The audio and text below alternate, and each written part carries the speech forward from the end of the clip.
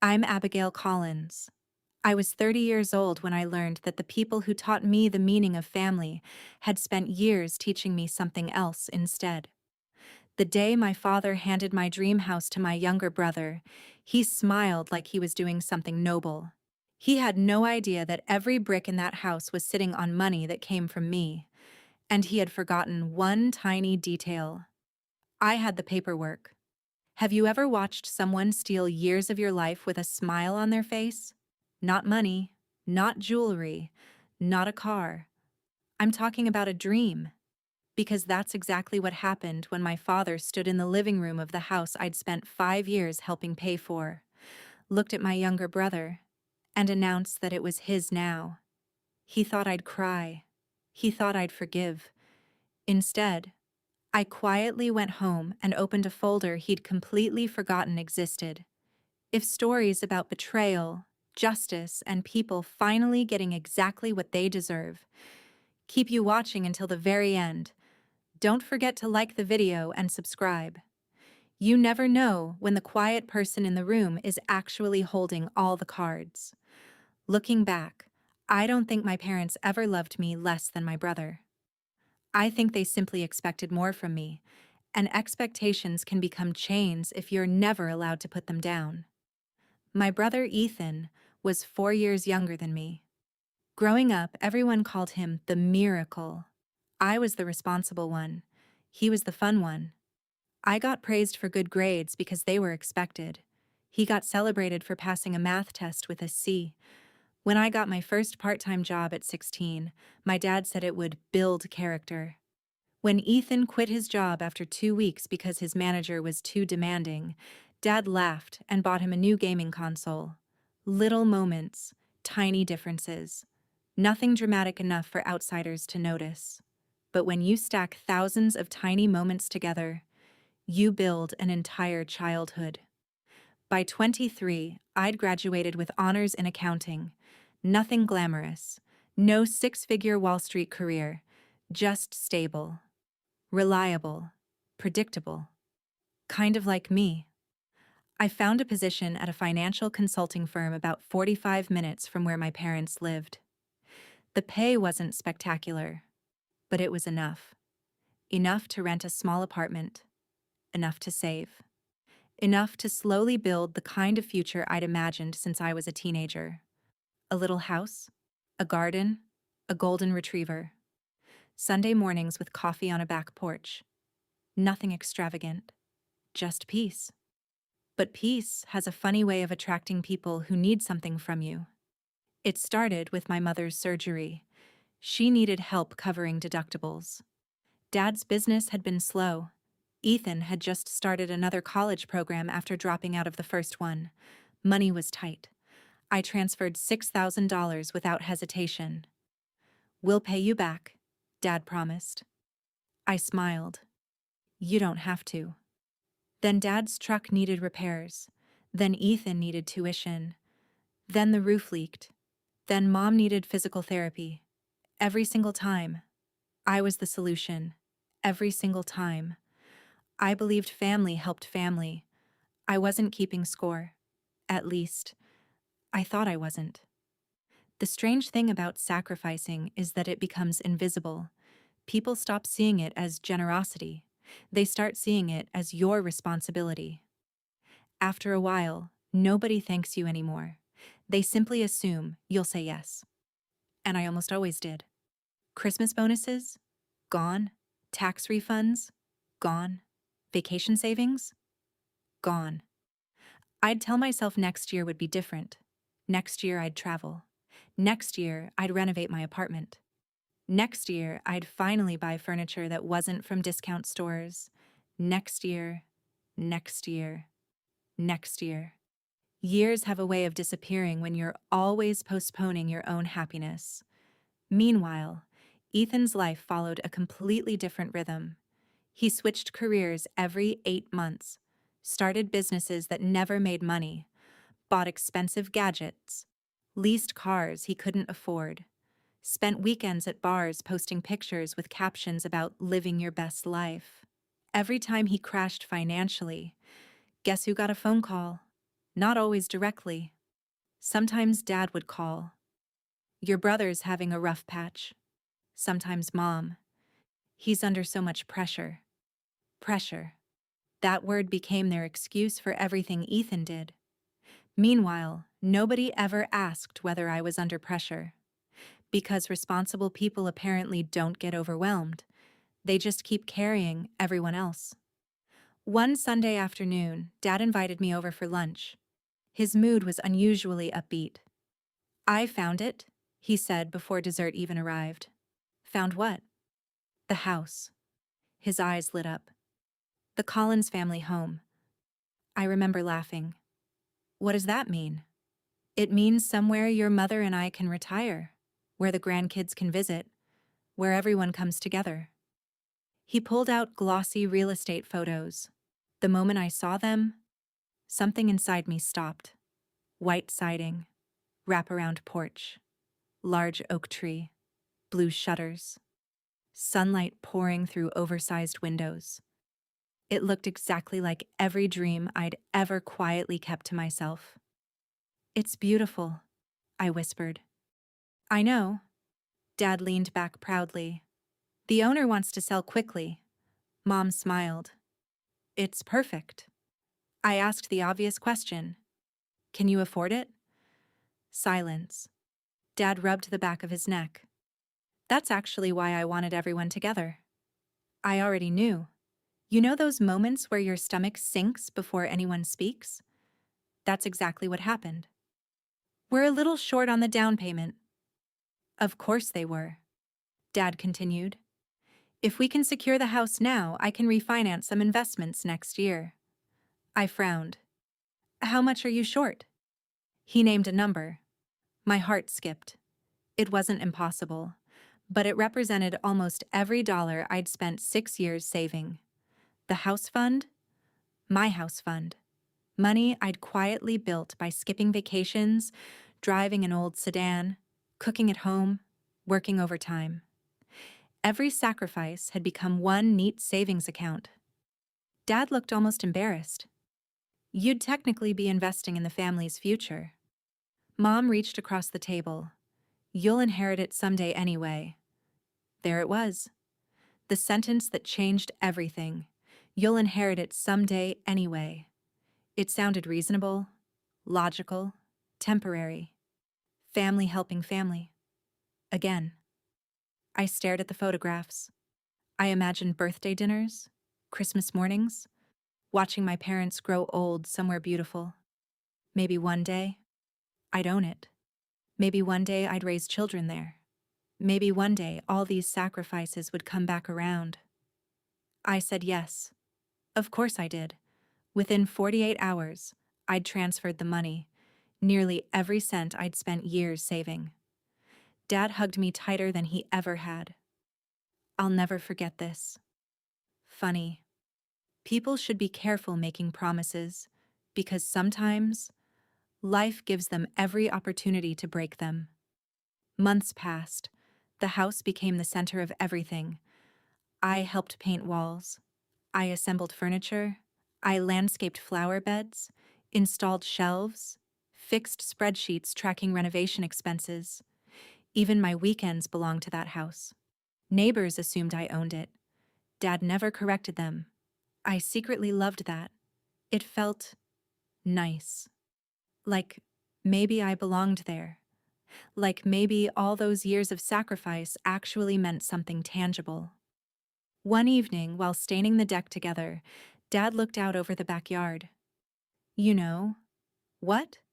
This place stays in the family forever. I smiled. I hope so. I mean it. He patted my shoulder.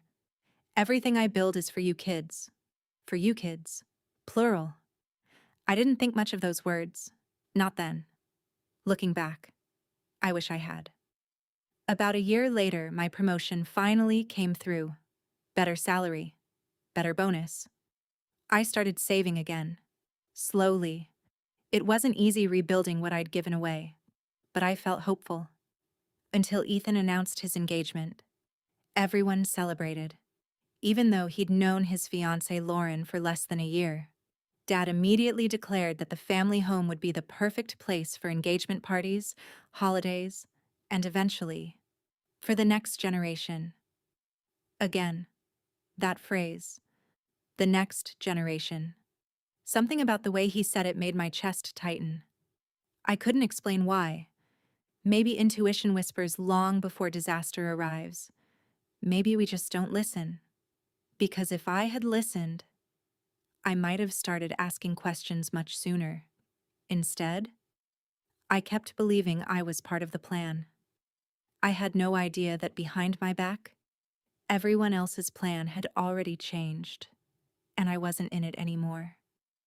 If someone had asked me before all of this happened whether betrayal comes with warning signs, I would have said yes. I would have imagined whispered conversations that stop when you enter the room, suspicious bank statements, secret meetings, a dramatic argument. Instead, betrayal arrived wearing a smile and carrying a tray of lemonade. It was a Saturday in early June, the kind of day where the air smelled like fresh-cut grass and charcoal from neighborhood barbecues. Dad had invited everyone over for what he called a family celebration. He wouldn't tell me why, only that it was good news. I even brought dessert, a homemade strawberry shortcake. Mom loved strawberry shortcake. Looking back, I can't decide whether that detail makes the memory sweeter or crueler. The house looked beautiful.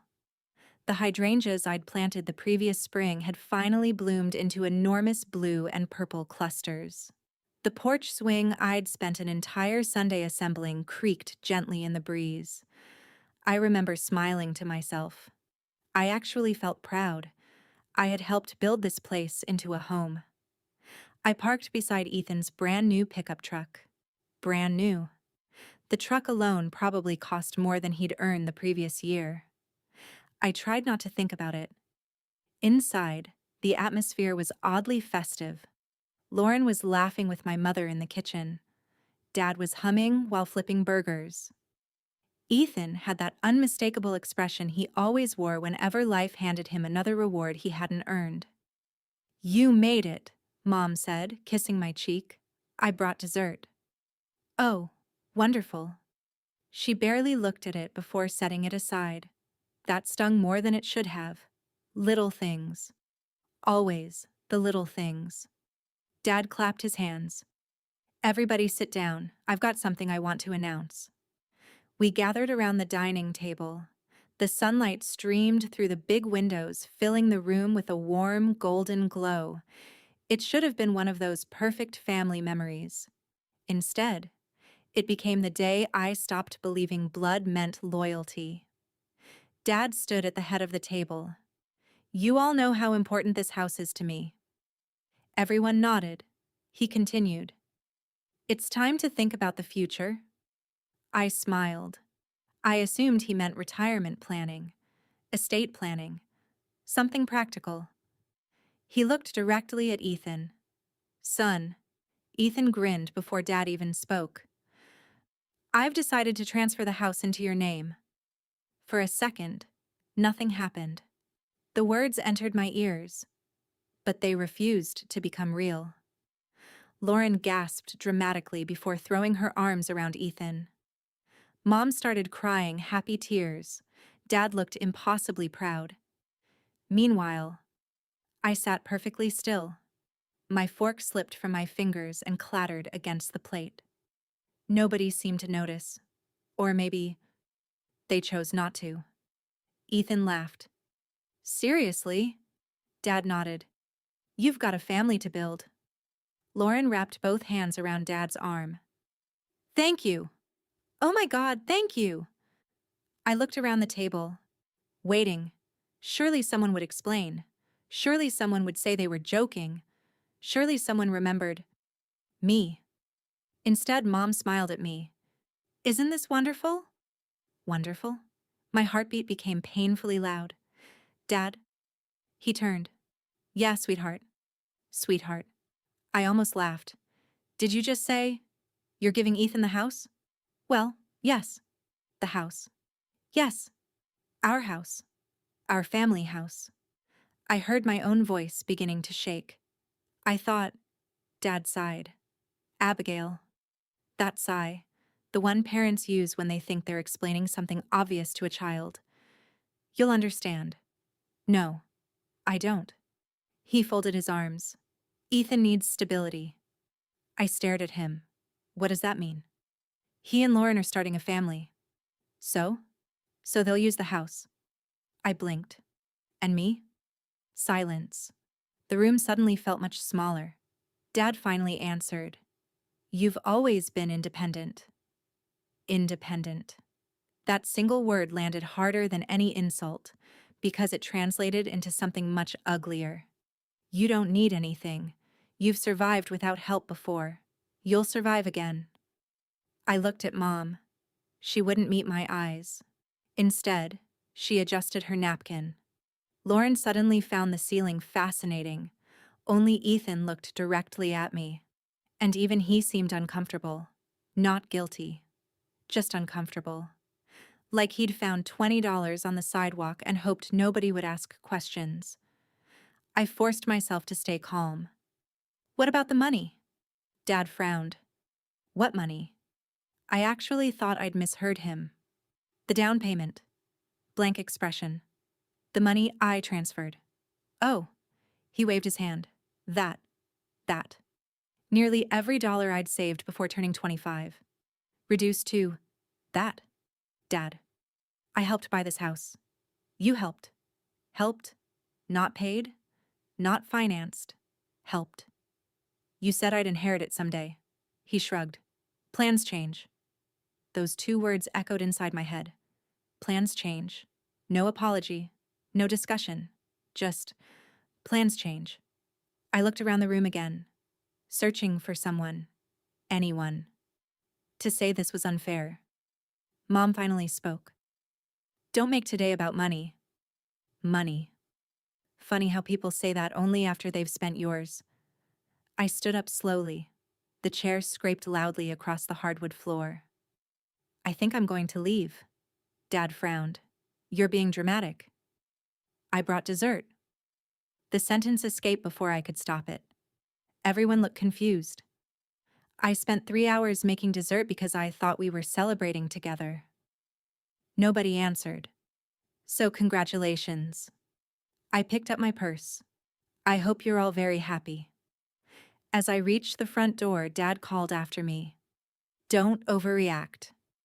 I paused. Without turning around, I asked one question. Did it ever cross your mind to ask how I felt before making this decision? His answer came almost instantly. We knew you'd understand. No. You knew I'd stay quiet. There's a difference. Outside, the afternoon sun felt blinding. I sat inside my car, closed the door, and finally let myself cry. Not loud sobs, just silent tears rolling down my face while my hands gripped the steering wheel so tightly my knuckles turned white. I couldn't even start the engine, because one thought kept repeating itself. I bought that house. Maybe not legally, maybe not on paper, but every overtime shift, every skipped vacation, every worn-out pair of shoes I didn't replace, every Friday night I stayed home instead of going out. They were all inside those walls. I had paid for memories I wasn't allowed to have. For the next week, I barely slept. Work became automatic. Wake up. Coffee. Emails. Meetings. Smile. Come home. Stare at the ceiling. Repeat. Every conversation replayed in my head. Every promise. Every hug. Every thank you. Had any of it been real? Or had I simply been the family's emergency bank account? The hardest part wasn't losing money. Money can be earned again. It was realizing I'd spent years believing sacrifice created loyalty. Instead, it created expectation. The following Thursday, Dad called. I ignored it. Then Mom. Ignored. Then Ethan. Ignored. Eventually, a text arrived. Dad. You're embarrassing the family. I stared at the screen. Embarrassing. Interesting choice of words. Not hurting, not grieving, embarrassing, because I'd stopped pretending everything was fine. Another message. Mom, please apologize to your father? Apologize? For what? Being devastated? I didn't answer. Saturday morning, there was a knock at my apartment door. Ethan. Of course. He stood there awkwardly with his hands in his pockets. Can we talk? Against my better judgment, I let him in. He looked around my tiny apartment, the worn sofa, the old dining table I'd found secondhand, the cramped kitchen. Then he sighed. You know this place is too small. I couldn't believe my ears. Really? I'm just saying, no. I folded my arms. What exactly are you saying? He rubbed the back of his neck. You've always liked apartments. I've always lived in apartments because I couldn't afford a house. He frowned. You could have bought one. I laughed. Actually laughed. With what money? Silence. My savings. His eyes widened slightly, then he looked away. You gave that willingly. Did I? Or did I trust my family? Those aren't the same thing. You know what hurts most? What? You never once told Dad no. You accepted the house. I didn't ask for it. You also didn't refuse it. He had no answer. Instead, he said something I'll never forget. Look, Dad says you make more money anyway. There it was. The justification. The excuse they'd all agreed on. Because I earned more. I deserved less. I walked to the door. Ethan. What? Leave. He hesitated. Abby. Leave. He left, without another word. That evening, I opened the folder where I kept old financial records. Mostly out of habit. I'm an accountant. We keep everything.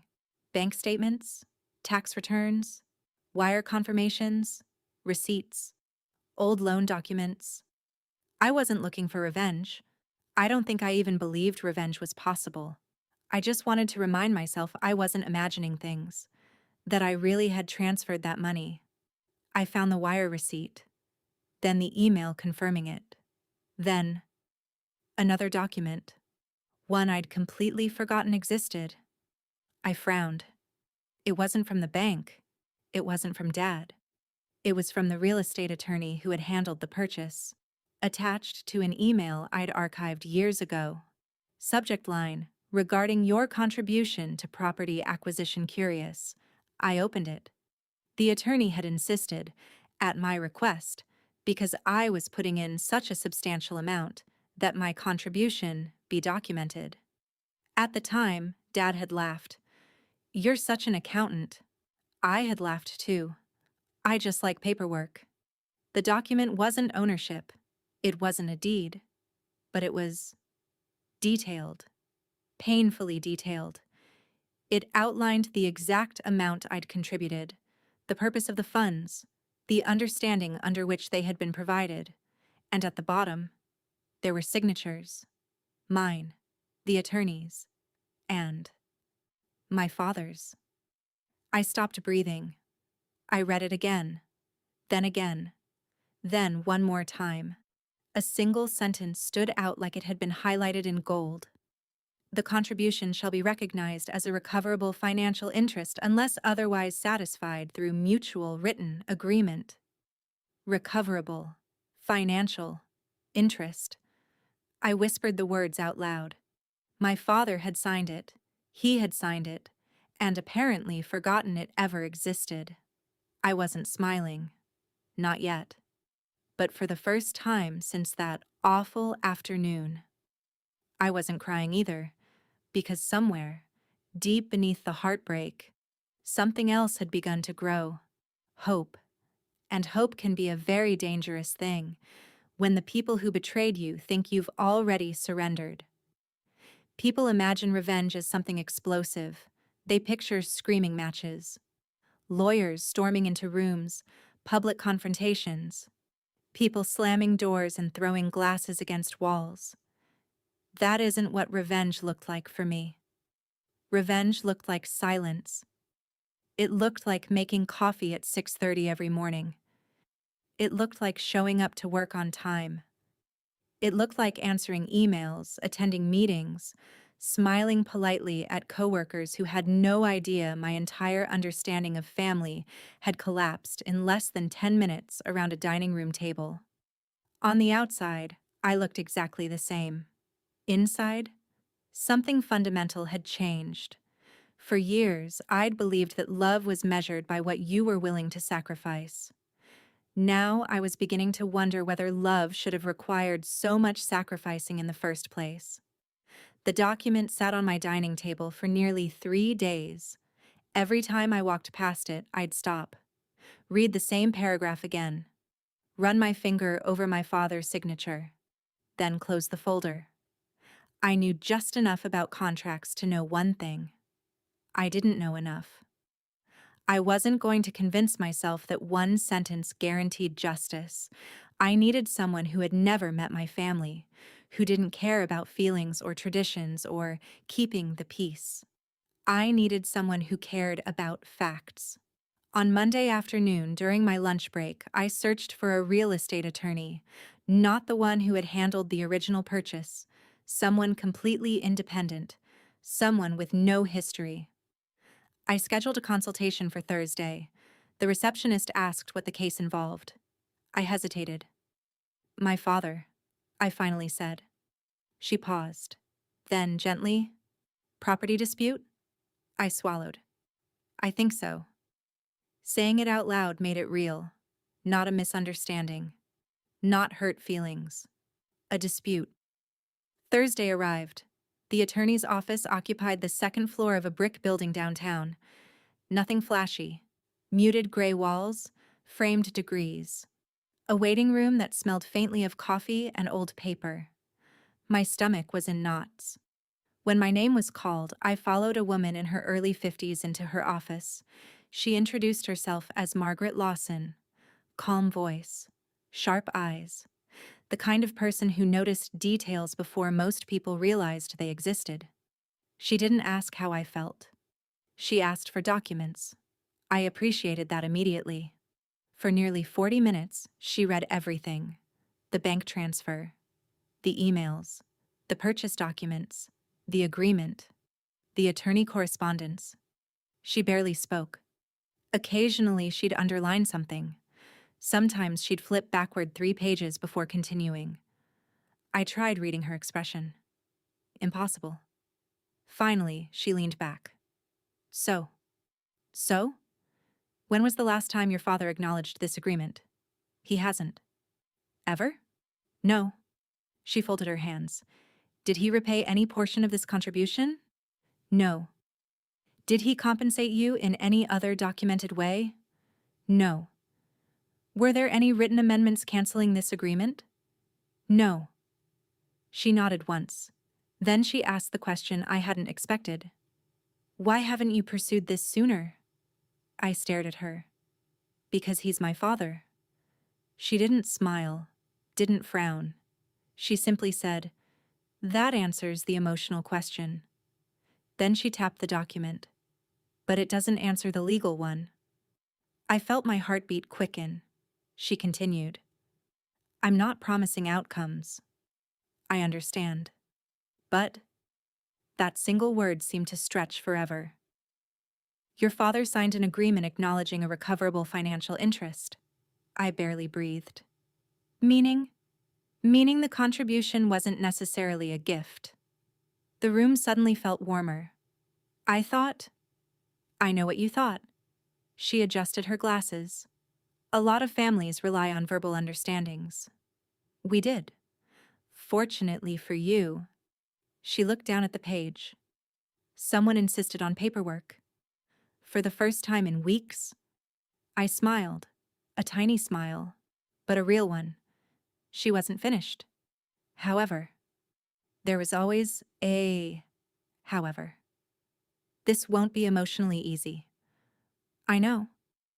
If your goal is preserving relationships, she let the sentence trail off.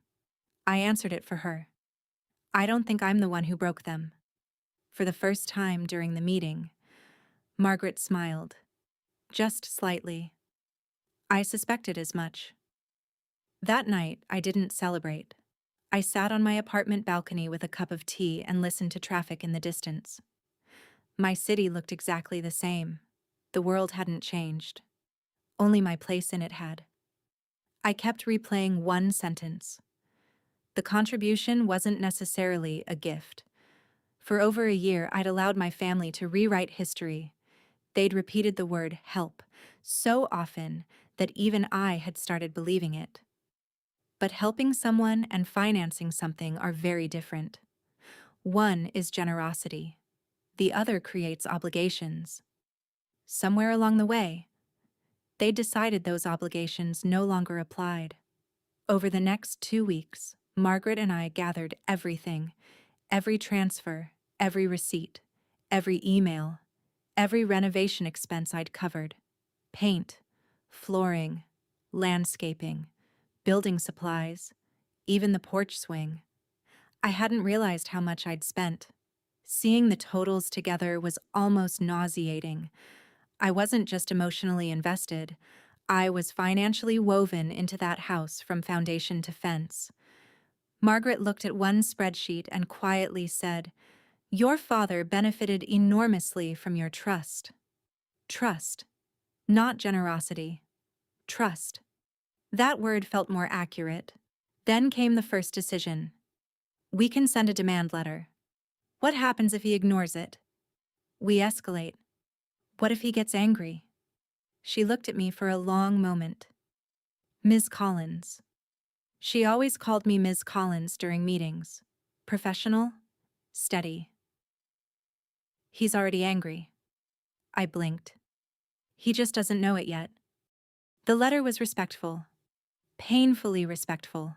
No accusations, no insults, no threats. Just facts. It summarized the agreement, outlined the contribution, requested repayment within a specified period or discussions regarding resolution. Margaret mailed it certified. Then, we waited. Waiting is torture when you know something important is happening beyond your control. Every notification on my phone made my pulse jump. Every unknown number made my stomach tighten. 3 days. Nothing. 5 days. Nothing. 7. Still nothing. Then, Dad called. I watched his name flash across my screen. For almost a minute, I answered. What is this? No greeting, no hello, just anger. What do you mean? The letter. Oh. Silence. You hired a lawyer? Yes. His laugh sounded forced. You can't be serious. I am. You actually think you're entitled to my house? I closed my eyes. My money. That was a gift. No. It absolutely was. You signed something saying otherwise. Silence. Longer this time. What document? Interesting. He genuinely didn't remember. The agreement from closing. Another pause. Then, I don't know what you're talking about. You will. Click. He hung up. I sat perfectly still, not shaking, not crying, not smiling. Just still. Because something had happened during that conversation. For the first time in my life, my father had realized I wasn't simply going to obey. The next morning, Mom called. Her voice already sounded exhausted. What are you doing? Asking to be repaid. You're tearing this family apart. No, I answered quietly. I'm acknowledging that it already came apart. You know your father never meant to hurt you. I looked around my apartment.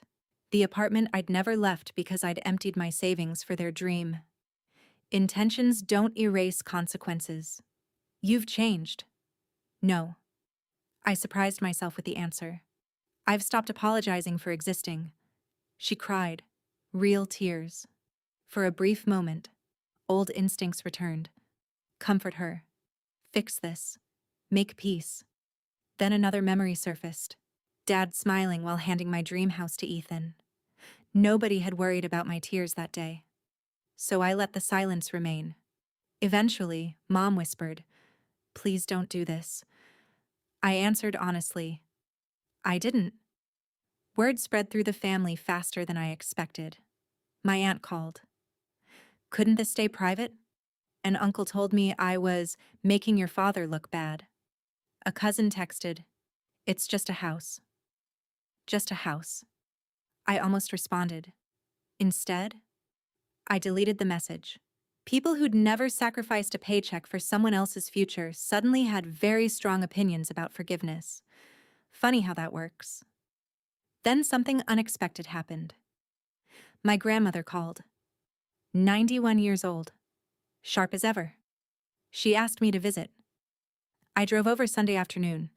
She poured tea without saying much. Finally, she asked, "Did you pay for that house? Part of it? Enough to matter?" "Yes." She nodded. "I thought so." "You knew?" She looked out the window. "Your father bragged about how responsible you were." I almost laughed. "Bragged?" He said, "Abigail always saves us." The words hit me harder than she realized. Always saves us. Not once. Always. Grandma reached across the table and squeezed my hand. "When someone believes you'll always save them," she smiled sadly, "they stop learning how to save themselves." I felt tears gathering again. She continued, "Don't confuse peace with surrender." Those 5 words stayed with me for years afterward. Don't confuse peace with surrender. A week later, Margaret called. "They've retained counsel." My pulse quickened. So now the conversation becomes serious. What happens next? They're requesting mediation. Mediation, a meeting, face to face, with everyone. Margaret paused. "You don't have to attend." I thought about it, about Dad, Mom, Ethan, Lauren, the house, the dining room, the announcement, the years. Then I answered, "No, no, I'm going." She was quiet for a moment. "Good. Why?"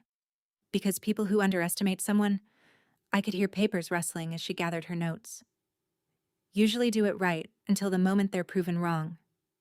When we ended the call, I walked over to the same folder that had been sitting on my table for weeks. It no longer looked like a collection of papers. It looked like years of forgotten truth. The truth my family had buried beneath assumptions. The truth they'd never expected me to uncover. The mediation was scheduled for the following Tuesday, 7 days away. For them, it was probably just another meeting. For me, it felt like walking toward the moment my entire life had been quietly leading me. And I had a feeling that by the time everyone left that conference room, someone's version of history was going to collapse forever. I barely slept the night before mediation. Not because I was afraid of losing. Margaret had been careful not to promise me any particular outcome, and I appreciated that. She dealt in probabilities, not guarantees. No, I couldn't sleep because I kept thinking about my father.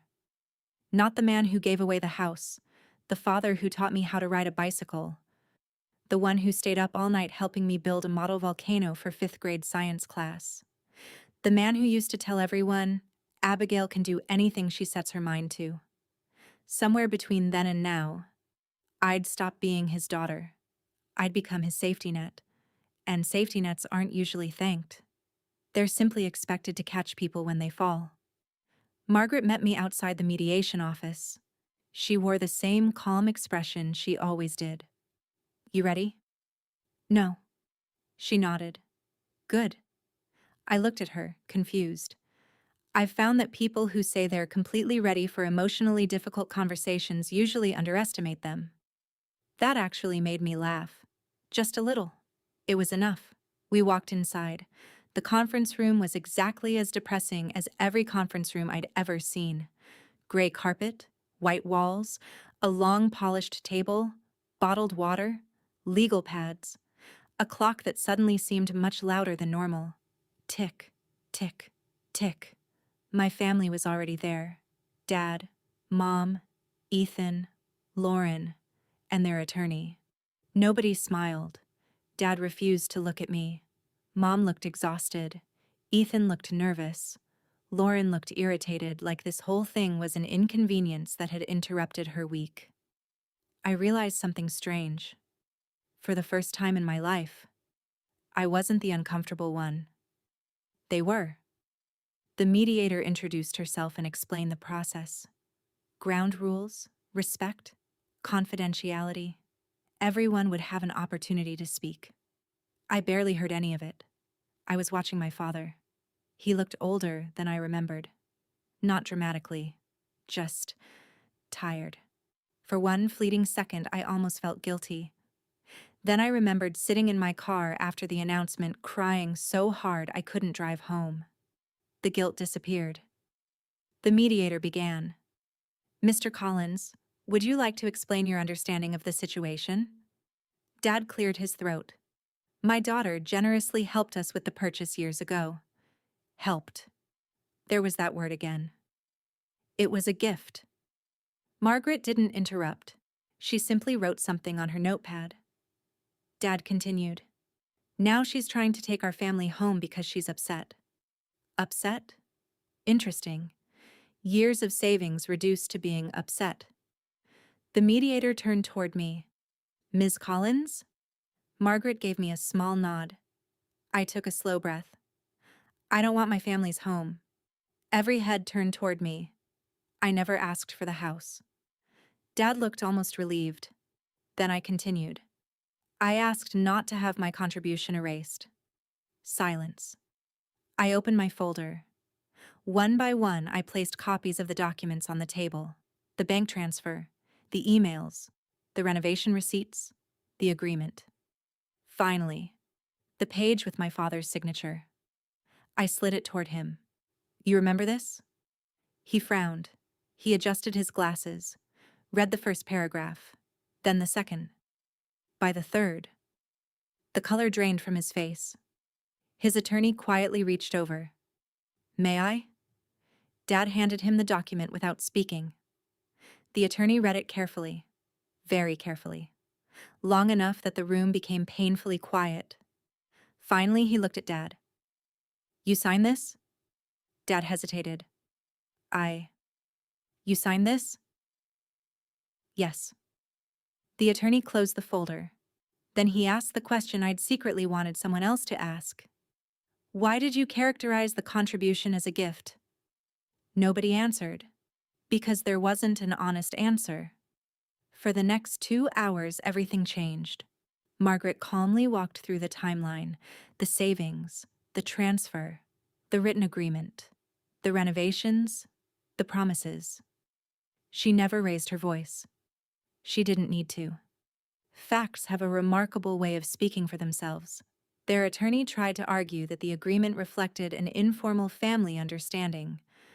Margaret simply pointed to the signatures, then the banking records, then the lack of repayment. Each time, the argument became weaker. I watched my father sink lower into his chair. Not because anyone humiliated him, because reality was. Eventually, the mediator asked everyone to separate into private rooms. While we waited, Margaret poured herself coffee. She offered me some.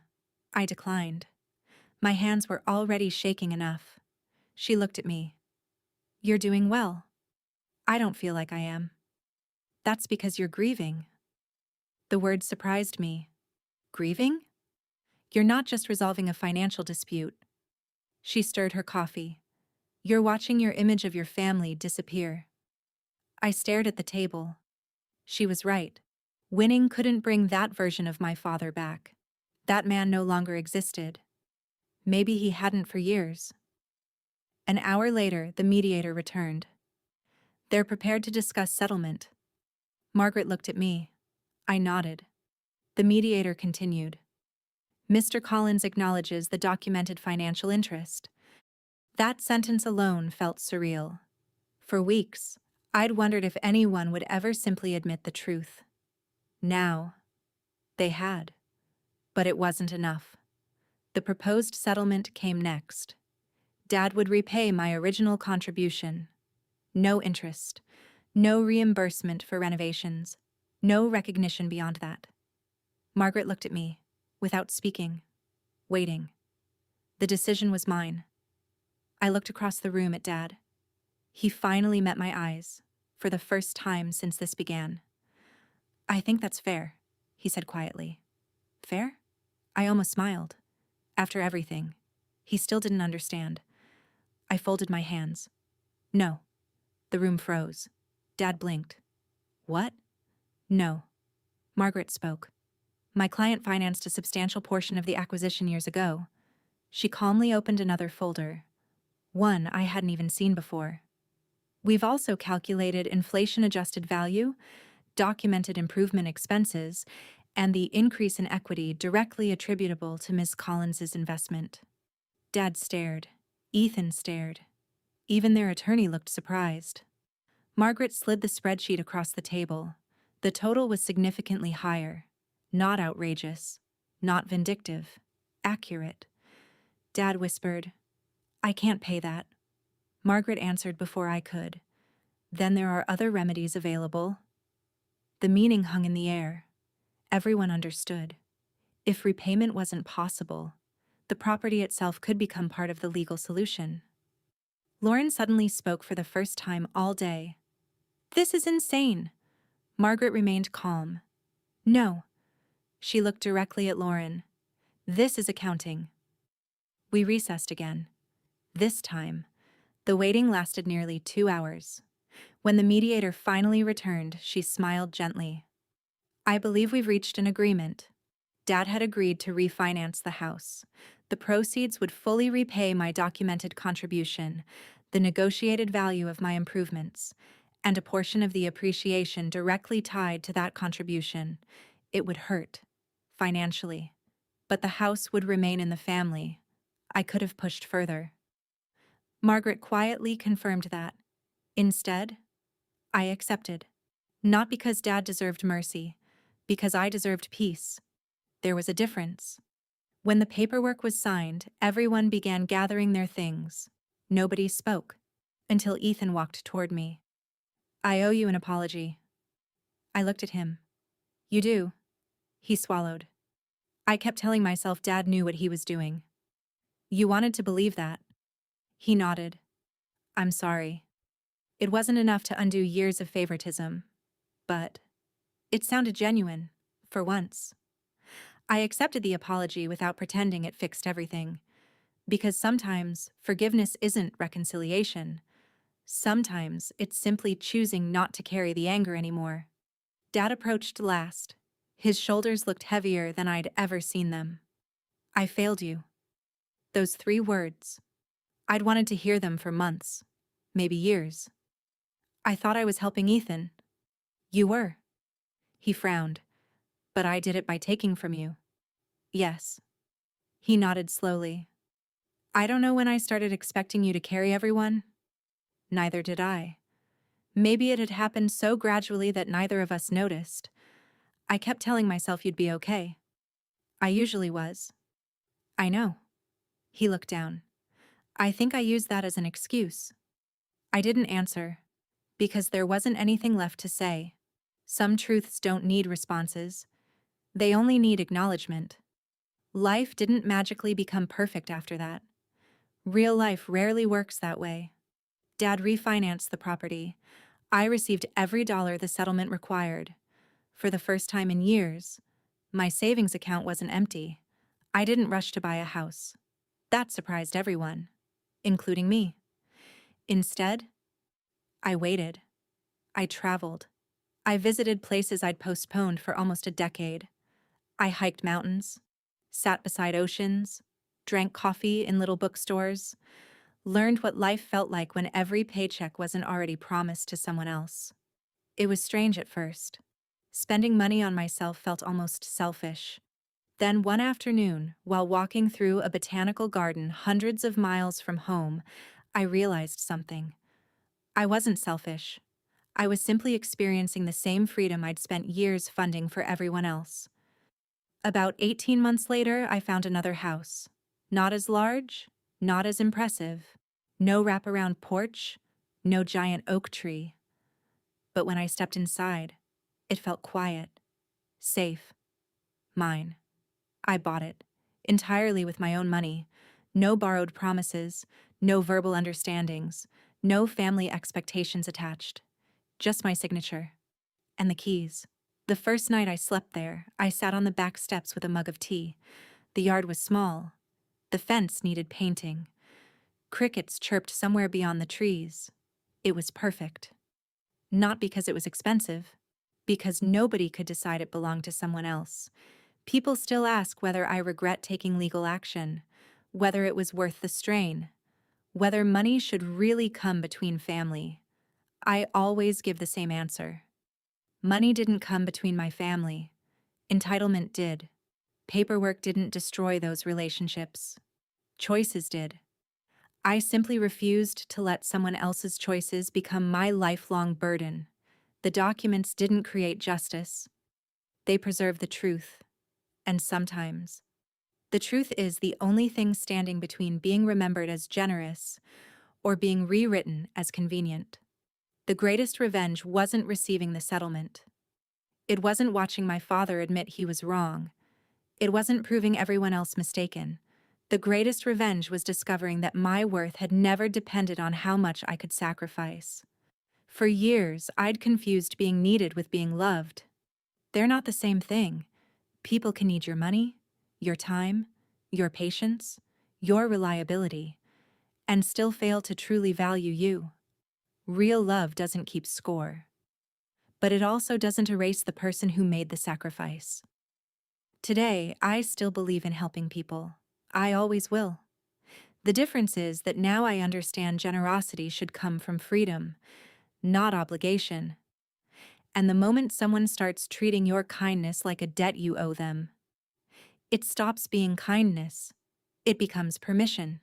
I don't give that permission anymore, and I never will again. If this story reminded you that standing up for yourself doesn't make you selfish, let us know what you would have done in Abigail's position. Don't forget to like the video, subscribe for more original stories of betrayal, justice, and unforgettable revenge. And remember, the quietest person in the room is often the one who's been paying attention all along.